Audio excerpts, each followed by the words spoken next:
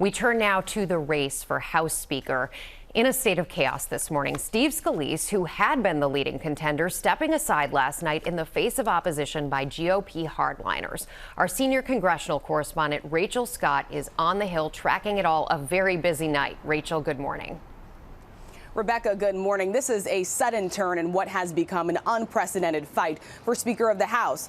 The chamber has been at a standstill for 10 days, and the Republican who the conference nominated now says he's out. This morning, whiplash on Capitol Hill. Congressman Steve Scalise dropping out of the race for Speaker just one day after being nominated. Our conference still has to come together and is not there. Scalise was scrambling to secure the votes, meeting with Republicans behind closed doors for hours, but in the end, it wasn't enough. There were games being played, and I said I'm not going to be a part of it. Scalise could only afford to lose 4 Republicans. At least 15 were against him. I can count votes, and the votes aren't there for Steve. All of it throwing the House into even more chaos and uncertainty. It is getting tiresome. It's time to move on. We've got to lead. How quickly does the party need to unite? Yesterday.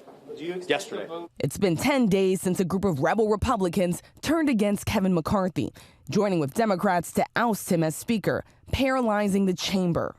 What does this say about the party at this point, that it's so fractured that it can't even... It's not fractured. But you can't even elect a speaker. It's 4%. It's 4% of the conference. Now there are serious questions about whether any Republican can unite the party. This morning, all eyes on Jim Jordan, the conservative firebrand who challenged Scalise for the nomination.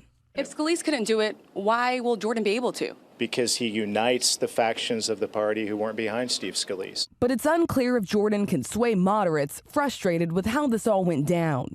Do you have major concerns with Jordan as a candidate for Speaker? No, we're rewarding bad behavior. And that's what I don't like. Leaving the Capitol overnight, Jordan confident the party will eventually come together. What is the key to uniting the party here?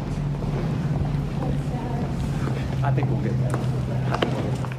Sources tell me that Congressman Jim Jordan has already started calling members asking for their support, but this has turned into a major standoff between different wings of the party. Meanwhile, that crisis in Israel is unfolding, and the deadline to fund the government is just 35 days away, Gio. The clock is ticking, and we are back to square one. All right, Rachel, thank you.